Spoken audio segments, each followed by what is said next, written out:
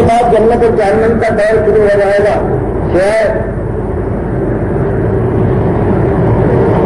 نبی اعظم کے اور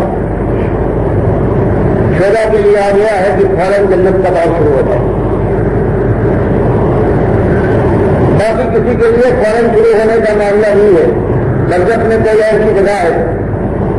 جس کے لیے معلوم فرماتا ہے نہ جو ربینا علیہ دنوں ویسی ہے دلوں میں کپڑوں ہوتا اصلی اور اپنا ناشک لگا پورے اسلامی حامی مومن کے اندر کہ قرآن اور قرآنی صبح شام آپ پر پیش کیے جاتے ہیں اور فیصلے کے بعد قیامت کے دن کہا جائے گا اب صبح شام کی بات نہیں ہے اب لگاتار دائمی عذاب میں اس کو ٹھوکی کو ٹھوک. یہی حدیث بیان کرتی ہے کہ مومن اور کافر کو جنت اور جہنم دونوں دکھائی جاتی ہے. مومن کو اس لیے کہ بے فرق ہوئے سامنے نظر آ جائے کہ جہنم کی آگ ایک دوسرے کو کھائی جائے. یہ بھی کئی جگہ بن سکتی تھی لیکن اللہ نے توفیق دی اور پروردگار کی توفیق سے تو ایمان لایا اور تمہیں ایمانداروں کے راستے کے اوپر چل کر اپنے سے اللہ کی رحمت کا مستحق بنایا اور دیکھ کی جنتوں کی بہاریں لہلاتی ہوئی انتظار کر یہاں تک کہ قیامت قائم ہو اس کا جانا ہوتا ہے.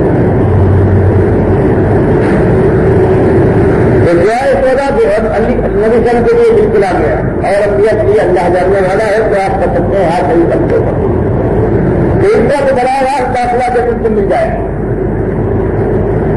اور کافروں اور دوسرے من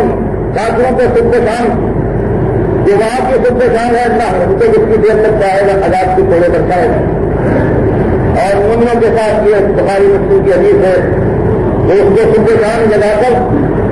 ہوشیار کر کے اس سے دکھایا جائے گا دونوں کے دھوپ تاکہ وہ سب محسوس کرے اور خوش ہو جائے کہ کتنا کر دونوں آسمان کا ہے دیکھیے اور جنت کی دو بات کی یہ بات ہے باقی بڑا معاملہ نہیں ہے جب